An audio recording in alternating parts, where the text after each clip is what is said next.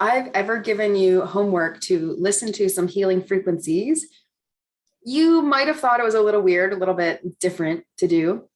And also, there may be sort of a question in your mind of, well, does this really work? How does it work? Why does it work? Yeah, does it work?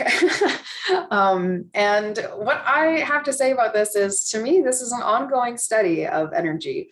So I think all of these things work in context if you apply energy, and in that way, you're working. So let the doubts go to the side while I just kind of chat to you about some things about frequency here. This is what helps support my belief in using healing frequencies as a part of healing my physical and or mental well-being.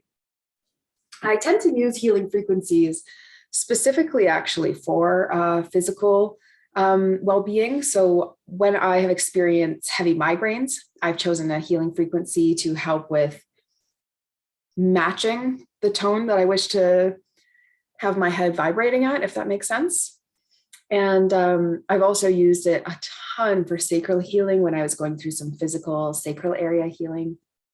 And when I was in that time, I would listen to healing frequencies and then focus on that area of my body that I was wishing to heal. So it is about also applying energy. I think healing frequencies can have a profound effect on you if you simply leave them in the background as well, which is a huge benefit because you can listen to healing frequencies when you're asleep, when you're working, and then it has this subtle background effect. And something that helps me support this evidence. This is really, I was like, these healing frequencies really have something to them, but why? But how do they work? I really couldn't talk about it until I figured it out, tried to understand it. So point one, we are mostly water, right? Water has been studied to hold an energetic memory. So a memory of the frequency to which it was exposed to. And it holds that memory for at least 2 days. So 2 days, you're holding all the energetic imprints of what has currently gone on because our body, if it's mostly water, is also holding energetic imprints, which is why sometimes you can have something happen. And even if you're not thinking about it, it still has an impact on you for the next couple of days, or you can expose yourself to something really, low vibrational, and you're still kind of feeling the effects after the fact. Something that also is interesting is that if plants are spoken kindly to, right? And plants feed on these really natural things, especially water, but plants really feed on these natural things. If you speak kindly to a plant versus if you do not speak kindly to a plant, I don't know if you've seen this study. There's multiple studies that have done this over time, but there was a larger one that, gained a lot of traction. The plant that is spoken kindly to will grow more. So positive energy has a physical impact on nature.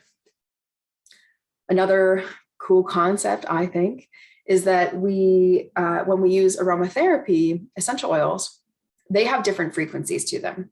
So these concentrated elements have really different frequencies. And rose is specifically a very, very, very high vibrational oil.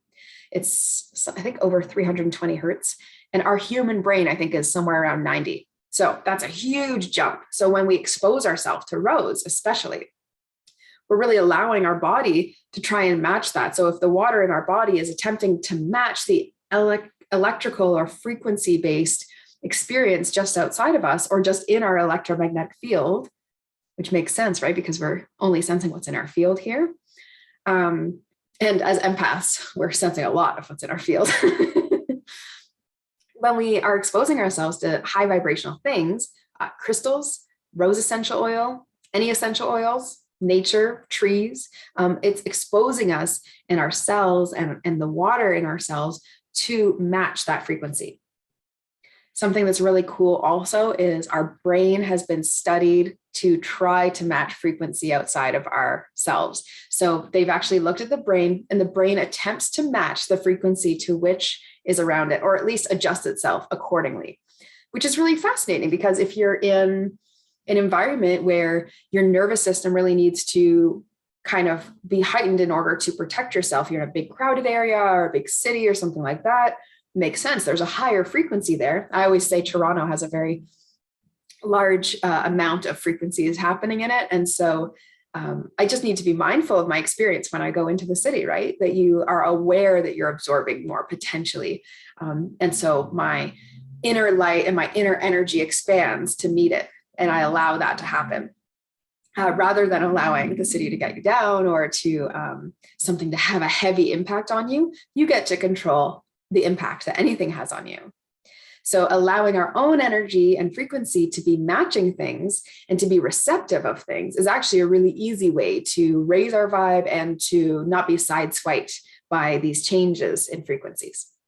But I think it's really cool that our brain attempts to match what is outside of ourselves, because it tells me instinctively our body being water and our brain attempting to match and our nervous system being electrical. There's a lot to this frequency work. And so what I have done in the past is look at what is the area to which I am focused on healing, whether it's mental, emotional, thought-based, whether it's physical, whether, there's anything else going on. I don't know what other category I would have missed there. And what I've done is then looked, okay, what is the frequency that most matches that chakra? And then allowing our body to attempt to match that frequency. We'll always be raising it because we're putting positive energy into ourselves. So no matter what, you doing work for yourself is going to help. But also it really, really expands our potential to, I believe, heal on a subconscious energetic level. So simply by saying, I'm going to put myself around this frequency, you're allowing it to come through you and sort of you become more receptive. And receptivity is one of the big ways that we in the Western world block our own ability to self-heal. We're not able to receive properly. And then it interrupts the flow and we end up being like, we're not in flow because we're looking out, we're looking to grab, we're looking to hold or have. And frequency work really allows us to absorb and to release and to try and match what is going on. Very receptive type of energy.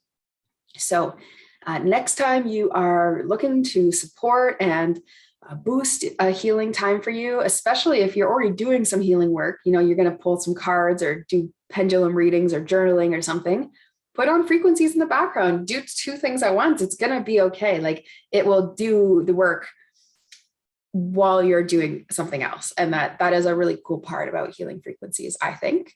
And you can also actively be a part of healing frequencies. So definitely when I was doing a lot of sacral work and also when I've had migraines, I've put on things that are more like third eye crown related or root and sacral related. And then I've focused my energy there and brought in the frequency, said that frequency I'm going to bring in right here. And it's amazing, amazing how profoundly quickly we can be making shifts using that as like it helps to compound, helps to boost the work that we're already doing. So hope you have fun using some healing frequencies, and do let me know if you have, hey, I'm looking to solve this, I'm looking to deal with that. You can leave a comment below and I will let you know, some suggestions. It's a soft tool. It's non-invasive, it's just playing some frequency music. And one more further note, I do think this works best when you have some sort of earbud or headphones or something like that. I just think it feels more immersive. And I do think it has a bit more of a positive effect in that way. Although, I could go on and on about why we probably don't need to have Bluetooth going on in between our ears, but I do it anyway. It's convenient and we're in this modern world. So we got to make do with what we got, what works best. So that's what I will give you for now. I think for myself, like a practice of 30 minutes to an hour of healing frequencies does help me feel really good. And when I'm doing intensive healing, I do like leaving healing frequencies on when I sleep. So I was recently doing some dental and oral healing. And so there's like a 10,000 hertz frequencies that helps with tooth restoration. I'm really excited to see the benefits of that as well. But that's something that I do like to leave on while I sleep or while I'm working some kind of place where I'm going to be there for a while so that it has time to really settle into my body and my body will match it. So really excited to hear whether this works for you, how you interact with healing frequencies. I think it's a really cool part about energetics is to think about the different tools that we have like this. So let me know how it goes.